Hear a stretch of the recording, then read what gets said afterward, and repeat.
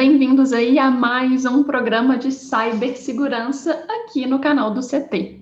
Bom, antes da gente falar sobre o assunto do nosso programa de hoje, primeiramente, bom dia a todos que estão aqui acompanhando a gente e também não deixa de se inscrever aqui no canal do CT. Então, se inscreve aqui, deixa o seu joinha também e compartilha também aí com outros profissionais. Aqui comigo, Renato, tá? Especialista em cyber.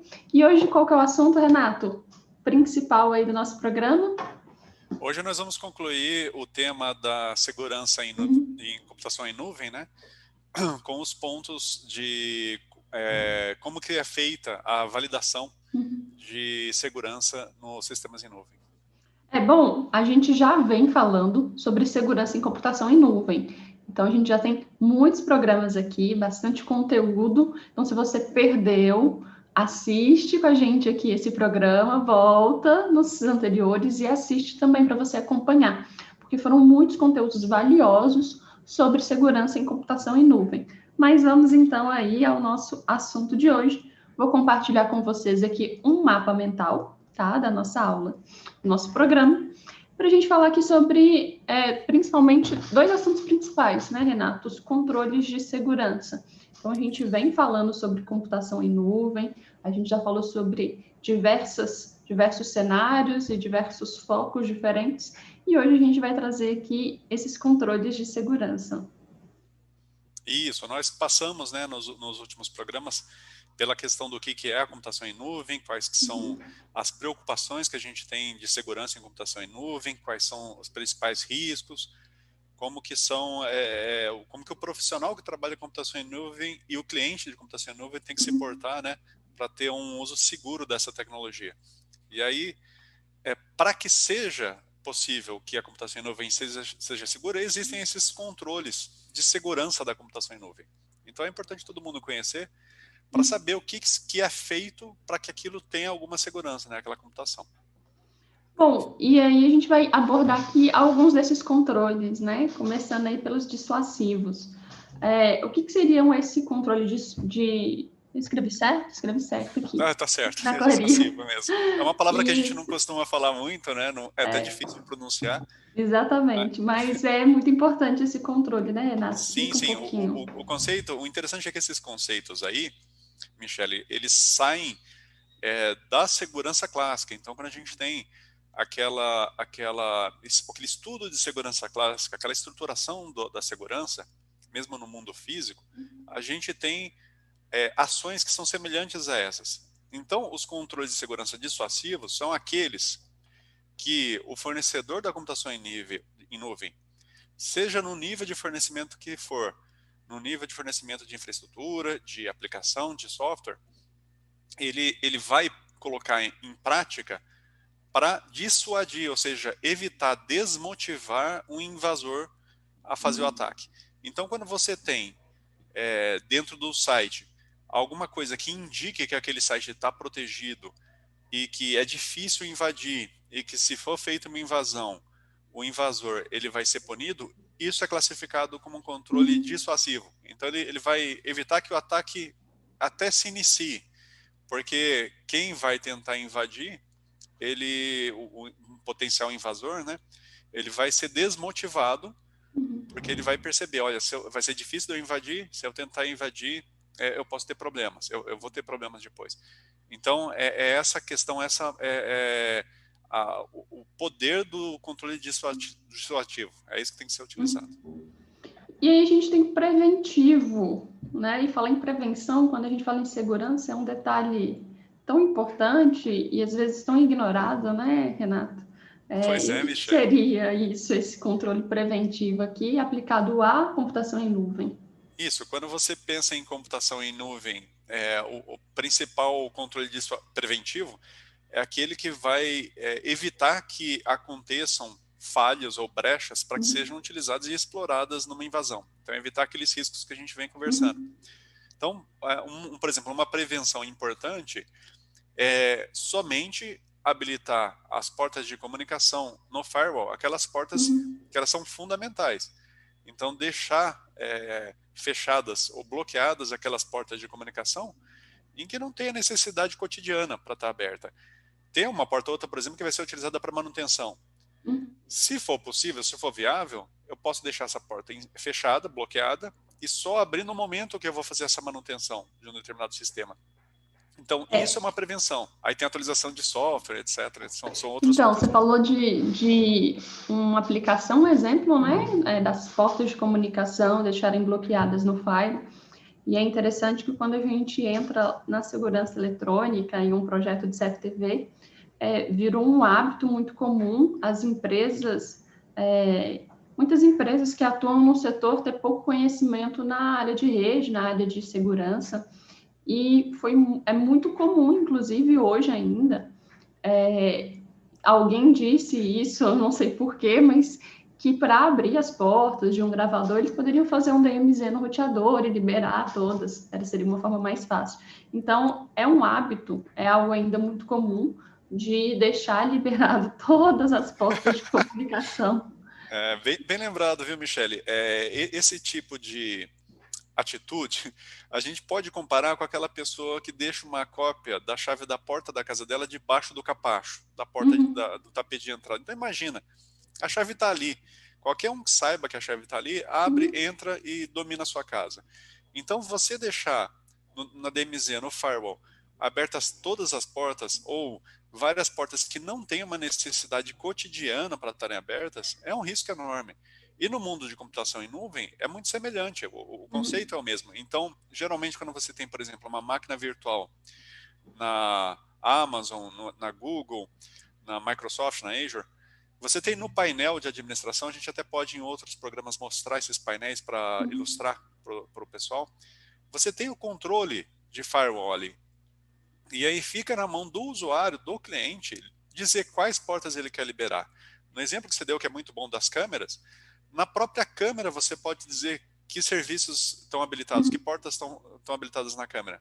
E se você deixa habilitado mais porta do que necessário, é uma possível entrada de exploração de falha de segurança. Então, essa preocupação é muito importante.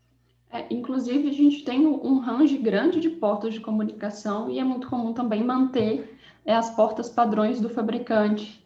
Então, ele já dá a dica ali para o invasor, olha, bom, é um fabricante X, ele tem a porta padrão 8000, então eu já vou testar primeiro por ela. Então, é muito comum não alterarem, deixar como padrão, e isso trouxe alguns problemas, sabe, Renato? Teve em um ano que teve uma invasão grande de vírus na plataforma Linux e vários fabricantes. As câmeras perderam acesso, foi assim, um transtorno. Imagina o cliente acordar, olhar para o monitor e está escrito hacker, em vez de aparecer a imagem da câmera. Exatamente. Pode acontecer mesmo, quer dizer, pode não, aconteceu já. E aí o que acontece? Quando existe uma preocupação, uma cultura de segurança dentro da empresa, é interessante você utilizar de ferramentas que façam varreduras e identifiquem essas falhas. Então, identifique, olha, na minha rede, o integrador veio aqui e instalou uma câmera IP que está com a porta HTTP, por exemplo, aberta, e não HTTPS, então não tem nem criptografia. Então, aí você conversa com o fornecedor, com o integrador e fala, olha, corrige isso para mim, não preciso ter essa porta aberta aí na minha rede. Não que essas portas sempre vão ser alvo de intrusão, mas elas são uma possível fonte de intrusão. Então é melhor evitar, né? É por isso que é a prevenção, é por isso que a gente fala de prevenção. Exatamente. E aí tem mais um controle que é o investigativo. Nesse caso, a gente pode afirmar que, então, a invasão já ocorreu e aí a gente investiga as possíveis falhas para aquilo? Isso, geralmente é após uma invasão, após um sinistro, né? Mas pode acontecer também um controle investigativo que eu tenho dentro da minha infraestrutura de cloud, que ela serve junto com a preventiva para analisar possíveis fontes de intrusão. Então, essa varredura que eu mencionei antes, eu posso aplicá-la na minha infraestrutura de nuvem e detectar e investigar tentativas, por exemplo, de conexão. Então, não é que a invasão ela se manifestou, mas alguém tentou fazer. E aí eu tenho controles de investigação com logs, com sistemas automatizados que detectam, olha, houve uma tentativa de intrusão em tal porta, em tal data e hora, com tal origem. E aí, através de mecanismos, eu vou evitando que isso se torne uma intrusão de fato, ou se foi uma intrusão, eu corrijo o problema, vejo que impacto que teve e aí evito que volte a acontecer, né? Uhum. E, por último, o controle corretivo, né? Aí esse, infelizmente, geralmente está associado a um sinistro, a uma intrusão, Uhum. mas eu posso estar corrigindo proativamente algo, e aí fica de par a par com o preventivo, né? Então, mas geralmente aconteceu uma intrusão. Então, infelizmente, a gente já falou isso no mundo da computação, não só em nuvem, mas no mundo da computação conectada, a gente sempre está sujeito a intrusões, a invasões, e o importante nessa hora é manter a calma, é corrigir o problema. Infelizmente, quando a gente tem uma conversa entre a área de TI e a área de diretoria, o CEO, CFO, CIO, CTO, eles estão ansiosos para encontrar o custo, o efeito, a questão financeira. E a área de TI, a área que está cuidando disso, ela tem que respirar fundo e explicar bem, ser clara, não mentir, porque isso acontece. Isso aí acontece em toda empresa, tem impacto grande, mas se houver uma clareza, se houver uma parceria entre as áreas para tratar de uma forma madura, uma forma sensata o problema, evita-se que o problema gere uma dor, um desconforto maior do que o necessário. Então isso faz parte da nossa sociedade, faz parte do nosso dia a dia, não dá para a gente fugir disso. Então é interessante, esses controles corretivos, eles envolvem também aquele aspecto que a gente mencionou lá na primeira conversa, que é o aspecto intangível a relação que a empresa tem com seus clientes, da imagem da empresa. Então, você ter uma seriedade de assumir, olha, eu identifiquei uma falha de segurança na minha infraestrutura, estou tratando disso, estou resolvendo, vou tomar todas as medidas preventivas, investigativas e corretivas para que isso não volte a acontecer, e vou assumir os impactos que isso tenha nos dados dos meus clientes. Isso mostra uma seriedade, uma maturidade operacional da empresa. Então, é interessante a gente gerar essa cultura, né? Porque isso que vai fazer as empresas terem uma nuvem, uma postura mais segura em relação à computação em nuvem. Renato, a gente teve um crescimento exponencial, né, durante essa pandemia aí do uso dos dados, do uso da internet, né, de tráfegos aí de rede. A gente pode afirmar que a gente teve também um crescimento exponencial quanto à preocupação contra essa segurança, porque a gente teve aí algumas grandes empresas sendo expostas durante a pandemia, expondo aí as falhas de segurança, né, devido ao uso exponencial. A gente pode afirmar isso, que eles também cresceram quanto a essa preocupação? Olha, Michele, essa é uma pergunta muito pertinente, é uma preocupação que realmente todo mundo deveria ter, mas assim, infelizmente eu não percebo isso. Eu diria que a velocidade no qual as tecnologias de comunicação, como o próprio Zoom, como outras ferramentas semelhantes, a velocidade com que as tecnologias de teletrabalho, né, de área de trabalho remota, de acesso remoto, a velocidade com essas tecnologias se disseminou na nossa sociedade foi muito maior do que a velocidade com que a preocupação com a segurança se disseminou. Então, infelizmente, na minha visão, existe ainda uma lacuna muito grande de conscientização. E aí é nessa hora que programas como esse, que programas como o trabalho como que o pessoal do CT tem feito, é fundamental. É uma questão cultural, uma questão de incentivar todo mundo, todas as pessoas que usam essa tecnologia, ou seja, todo mundo hoje em dia, a ter uma postura orientada à segurança, tanto física quanto virtual. Então, infelizmente, na minha visão, a tecnologia avançou mais rápido do que o aprendizado das pessoas, do que a preocupação com a segurança. Então, eu vejo muito uso inseguro, infelizmente, ainda hoje. Para a gente fechar esse assunto, me veio outra pergunta. Você acredita, então, que vai haver uma expansão de necessidade de profissionais na área de cyber? Né? A gente vê muita notícia, muito artigo, falando do quanto o setor está crescendo, né? Do quanto vai precisar de profissionais. E como que está atualmente? Falta-se profissionais na área de cyber? Eu não tenho dúvida nenhuma que a nossa sociedade ela vai exigir, ela vai ter uma demanda muito grande de profissionais capacitados nessa área, tá? A gente vai falar um pouco mais disso daqui a pouco, mas a minha visão é assim, tem sim é uma área que está realmente com muita necessidade, muita carência de profissionais treinados, capacitados e que entendam esses assuntos que a gente está falando.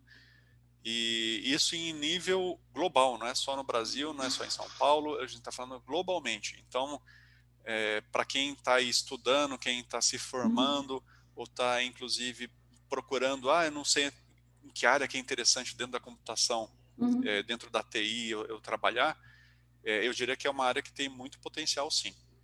E eu vejo que muitas empresas, né, o usuário e muitas empresas, a gente fala às vezes em nível de consciência, e aí, geralmente a gente, de forma mais básica, a gente categoriza em 5 níveis de consciência, e o nível 0, né, o nível mais básico, é aquele nível em que o usuário, a empresa, ela nem sabe que tem um problema. Então, eu sei que os profissionais de cyber, eles vão ter que trabalhar muito, atuar muito no nível 0. Ou seja, o cliente ele nem sabe que ele tem um problema, até ele entender que ele tem problema, qual é a solução, qual o produto, quem resolve, é uma pirâmide aí, é uma escada grande. Você tem toda a razão, você tem toda a razão. O que é interessante, assim, infelizmente, como eu falei antes, é questão de tempo. Toda empresa vai ser sujeita, em algum momento, a uma intrusão, uma invasão. E aí, com ransomware, com perda de dados, etc. Quando acontecer isso, você pode ter certeza que, pelo menos, essa empresa vai estar consciente que ela precisa ter um profissional bom, bem capacitado para ajudá-la nisso. Então, é por isso que eu tenho certeza que esse mundo aqui da segurança em nuvem é um mundo que tem uma demanda muito grande, potencial por profissionais bem treinados, tá? Bom, e aí vamos então às análises possíveis de serem feitas, né? Então, são vários tipos de análise, né, Renato? Sim. E primeiro essas análises de vulnerabilidade, assim, qual é o caminho para essa análise, né? O que é feito nela? Então, fazendo uma associação aí, a gente falou dos controles de segurança, então tem aqueles controles que são os dissuasivos, tem os controles corretivos, etc. Para a gente chegar nesses controles, envolve a realização das análises. E a análise de vulnerabilidade, ela, classicamente, antigamente, era feita por um ser humano, um profissional ia lá com uma pranchetinha, porque a gente está falando de algo que é antes até da própria computação. É algo de análise no mundo da segurança física. Então, alguém com uma pranchetinha vai lá e avalia como que está a segurança aqui. Tem câmera, tem fechadura, tem uma postura de segurança, as pessoas entendem a importância de manter o ambiente seguro. Então, essa análise no mundo da computação em nuvem acaba sendo feita por sistemas automatizados e profissionais que usam esses sistemas. Então, por exemplo, software de varredura de vulnerabilidade, ele sai percorrendo todos os meus equipamentos interconectados e vai apontando, olha, encontrei uma câmera CFTV aqui que está com portas desnecessariamente abertas, que está com firmware desatualizado, encontrei um computador que está com Windows sem as suas atualizações obrigatórias, encontrei um Linux aqui que está com algumas portas suspeitas, não precisaria estar abertas. Então, esse tipo de sistema que faz varredura faz parte de uma ferramenta para você fazer análise de vulnerabilidade. Lógico que a análise em si é você, de posse desse relatório, você tomar as atividades. Então, as ações. Então, descobrir se aquela câmera ela tem algum motivo para ela estar com firmware desatualizado, por que o integrador não atualizou, será que eu estou com um contrato de manutenção ativo, será que a câmera não chegou no fim da vida útil dela e eu deveria ter substituído? No caso dos computadores, será que o servidor Linux, aquela porta não precisaria ter sido fechada e só não foi fechada por desconhecimento ou por preguiça, não sei. Então é isso. Essa ação é que o profissional de segurança tem que fazer. E aí a gente tem uma das primeiras análises, né? O primeiro teste aí, que é o pentest. O que seria? Na verdade, o pentest e o teste de invasão, eles são a mesma coisa, né? É o mesmo conceito. E assim, é um conceito bem interessante que é o penetration testing. Então, é um teste de tentar invadir um sistema. Então, a gente usa o que a gente chama de serviço do hacker ético. Legal. Hacker ético é bem legal. Então, eu contrato o serviço de um hacker ético. Tem várias empresas que têm profissionais para isso. E aí eles vão tentar invadir o meu sistema, invadir a minha empresa, invadir o meu sistema que está na nuvem, por exemplo. E aí esse pentest, essa validação, tentativa de intrusão, tem duas características. Quer dizer, tem mais de uma, mas eu posso fazer no modelo de black box, em que esse invasor ele não sabe absolutamente nada a priori do meu sistema, só sabe que existe aquele sistema, e aí eu falo, tenta invadir aí. Ele vai usar todas as ferramentas possíveis para invadir e vai me dar um relatório depois dizendo, encontrei esses problemas. Geralmente, quem faz isso não corrige o problema, mas ele aponta para a equipe de manutenção fazer a correção. E aí, no caso do white box, eu dou um pouco mais de informação para ele. Olha, eu tenho um sistema assim assado, está rodando com tais portas, lá dentro está rodando por exemplo, dentro desse servidor cloud está rodando um banco de dados, só que eu não estou expondo ele para a internet. Aí ele fala, legal, já tem uma informação extra sobre o que tem ali naquele servidor cloud. Vou tentar invadir usando essas informações que eu obtive antes. Então, isso aí é o modelo white box. E aí tem o gray box, que é intermediário. Eu tenho algumas informações, mas não todas. E aí o invasor vai tentar fazer essa invasão para depois me dar um relatório dizendo o que ele conseguiu fazer ou não. Não, é fantástico, não é? Quando as empresas contratam. E a gente tem o honeypots. E é uma expressão legal, né? O honeypots. Sim, o honeypots é uma prática que já existe há muitos anos, né? Ela nasceu antes dos servidores em nuvem, mas no mundo dos servidores em nuvem e no mundo da virtualização principalmente ficou muito comum, ficou muito frequente. Então o honeypot, que é o pote de mel, né, em inglês, é você criar servidores cujo objetivo é ser invadido, cujo objetivo é tentar capturar aqueles malfeitores, aqueles hackers que estão tentando invadir o seu sistema de produção. Então, com o honeypot, você vai gerar uma inteligência de saber de que origem estão vindo os ataques, que portas eles estão tentando utilizar, e aí você pode, no ambiente de produção, criar mecanismos para evitar esses ataques. Entendeu? Então, às vezes, uma empresa que, por exemplo, vai lançar um sistema grande e importante, pode gerar um servidor falso que não tem dados nenhum de cliente ali, coloca esse servidor na internet com o objetivo de ver que invasões vão ser feitas ali. Então é uma ideia muito interessante. Ela nasceu no mundo acadêmico como sistemas de pesquisa, né, de segurança, mas hoje várias empresas de cibersegurança utilizam esse poder de computação em nível para criar servidores falsos para ser alvo de invasão intencionalmente. Isso é show de bola. E o Red Team? O que seria esse grande time vermelho aí?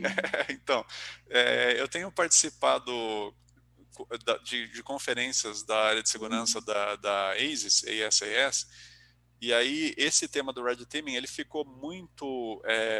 ele tem voltado muito à tona nos últimos 2 anos nas conferências deles, pelo conceito de segurança abrangente, segurança multidisciplinar. Então, a ideia do Red Teaming, se no teste de invasão eu contratei um hacker ético, falei para o meu time interno da empresa, olha, a gente contratou esse cara aqui, ele vai tentar invadir o nosso sistema, depois ele vai dar nos relatórios. No caso do Red Teaming, ninguém fica sabendo dessa tentativa de invasão. Então, é algo semelhante ao teste de penetração, ao pen testing, teste de invasão, só que aqui ninguém fica sabendo, somente o diretor que foi lá e contratou a empresa fica sabendo que eles vão tentar fazer a invasão. E aí, essa empresa ela vai tentar fazer a invasão usando todos os mecanismos possíveis, não só tecnologia, mas engenharia social e tentativas de invasão física da minha empresa, da minha infraestrutura. Então, imagina que legal, eu contratei uma empresa que ela vai fingir que eles são bandidos, basicamente, e vão tentar arrombar a empresa, vão tentar invadir portas, violar o meu controle de acesso, de todas as formas possíveis. E tem empresas que são realmente muito bem treinadas para fazer isso. A gente pode falar em outras conversas aí, mostrar alguns vídeos, mas é legal. E eles tentam de tudo mesmo. Eles tentam arrombar janelas, eles tentam desativar câmeras, burlar o controle de acesso eletrônico e finalmente invadir, colocar um USB com um vírus para tentar invadir a rede. E aí depois que eles fizeram essa invasão, sem ninguém da segurança, sem ninguém da equipe de TI sabendo, eles dão um relatório e falam, olha, em tal data eu invadi e estava tudo errado, vocês fizeram tudo errado. Aham. Não tem, de novo, não tem vergonha nenhuma nisso. Nenhuma empresa tem segurança absoluta. Uhum. Sempre vai ter jeito de invadir. O legal é que esses profissionais, eles têm um treinamento, têm uma capacitação e têm até, eu posso dizer, um talento para explorar falhas, até falhas Uhum. sociais, até fazer amizade com alguém para conseguir Uhum. entrar ali. É muito legal ver esse pessoal trabalhando. É bem legal mesmo. E aí a gente começa a falar sobre profissional, né, de cyber. E aqui a gente tem o profissional certificado. Tem uma certificação? Aonde é feito isso? Então, para tentar fechar esse assunto aí da computação, da segurança da computação em nuvem, é que eu queria trazer esse ponto aí para a gente Uhum. conversar. Então, assim, a gente vai ter outras conversas mais amplas sobre segurança, mas no caso específico da computação em nuvem, você puxou um tema interessante da demanda desse tipo de Uhum. profissional no futuro, e aí eu quis trazer, eu queria na verdade trazer alguns pontos. Então, para quem está nos ouvindo, que está nos assistindo, e tem interesse em evoluir nesse assunto, Uhum.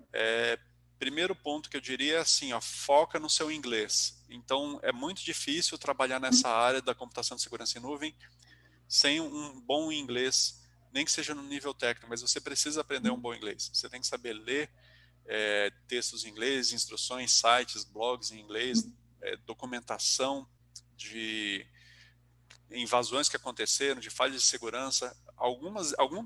Parte desse material é traduzido para o português, mas eu diria que não é a maioria. Tem muito, infelizmente, ainda tem muito material que é só em inglês. Então, para quem tem interesse, eu diria um ponto, foca nisso, foca no seu inglês, que é importante, tá? Segundo ponto que não está aí, mas mesmo que boa parte da nossa infraestrutura, boa parte dos nossos usuários hoje use plataforma Windows, para quem tem bastante interesse nesse mundo, aprenda a usar Linux. Então é muito útil. O Linux ele tem ferramentas, ele tem possibilidade de programação nele que é muito útil para quem é um profissional dessa área. Vai ter algumas ferramentas que só rodam no Linux. Então eu diria que inglês e Linux são pedras fundamentais para quem tem interesse Uhum. em começar pelo menos nessa área. Logo que depois que você começa, pode ser que você especialize Uhum. em uma área mais específica, só em servidores Windows, só em servidores de um determinado tipo de banco de dados, por exemplo. E aí tudo bem, você evoluiu para aquilo, mas para um começo, ter um bom inglês e ter alguma fluência em Linux é importante, tá? E aí, para quem chegou naquele ponto que fala assim, não, eu gostei demais dessa área, eu realmente quero ser um bom profissional dessa área, registre essa certificação aí, que é é, profissional certificado de segurança de computação em nuvem. Quando você olha no site lá daquela aliança de segurança de computação em nuvem que a gente mencionou anteriormente, existe todo os temas que devem ser estudados para fazer essa certificação. E aí qual que é a ideia? Você faz essa certificação, tem uma prova, você faz a certificação para que você possa mostrar para o seu empregador, para potenciais empregadores, que você sabe aquelas coisas, que você aprendeu aquelas coisas, fez uma prova que atestou isso. Então é um cartão de visitas que fica no seu currículo e você mostra que você tem aquela capacidade. Lógico que não é somente tendo essa certificação que você consegue um emprego nessa área, tá? Alguém pode começar nessa área sem qualquer certificação. E às vezes a própria empresa que você está trabalhando, ela pode inclusive ter interesse em te pagar, te financiar o estudo e essa certificação, tá? Mas eu recomendo para quem achou interessante o tema, pelo menos entra no site lá da Aliança de Segurança e Computação em Nuvem e dá uma olhadinha nos temas que fazem parte da prova de certificação desse profissional. Porque daí você vai saber o que é que você tem que ir aprendendo com o passar do tempo. Algumas coisas você vai aprender antes de estudar para a prova, algumas coisas você vai aprender estudando para essa prova. Mas aí com certeza você vai ter mais conhecimento, mais experiência e vai se tornar um profissional melhor, né? E em TI é muito comum. Isso não é tão comum em outros setores, em outras áreas, mas em TI a parte de certificação já é bem estruturada, né, Renato? A gente tem essa grande vantagem aí. A Sim, gente... você tem toda a razão, Michele. Tem algumas áreas que a certificação não é tão importante, não é tão valorizada assim, mas em TI, felizmente, a gente tem isso. Eu diria que em segurança a gente está começando, segurança física, né, segurança patrimonial, segurança de integração, a gente está começando a ver um movimento para valorizar esse tipo de certificação, sim. Isso é importantíssimo. Bom, então, pessoal, espero que tenham aí gostado, né, da gente estar aí fechando o assunto de computação em nuvem. E cada programa a gente traz um conteúdo novo, são muitas informações para o setor aí de cibersegurança. Se vocês reverem algumas aulas, vocês vão ver que isso aplica no dia a dia da sua empresa, independente do tamanho e do que seja a sua empresa. Agradecer aqui sua presença de hoje, aqui assistindo esse programa. Qualquer dúvida, deixa nos comentários, tá? Envia aí para o pessoal do CT um tema que você queira que a gente aborde aqui. Agradecer, Renato, de novo, né, a parceria aqui, da gente estar aqui sempre fazendo aqui esses conteúdos juntos, tá? Vou me despedir do pessoal e deixar você se despedir aí. Legal, Michele. Eu que agradeço. É realmente um prazer e uma honra trabalhar com vocês. E até a próxima. Gente, tchauzinho, até a próxima aí.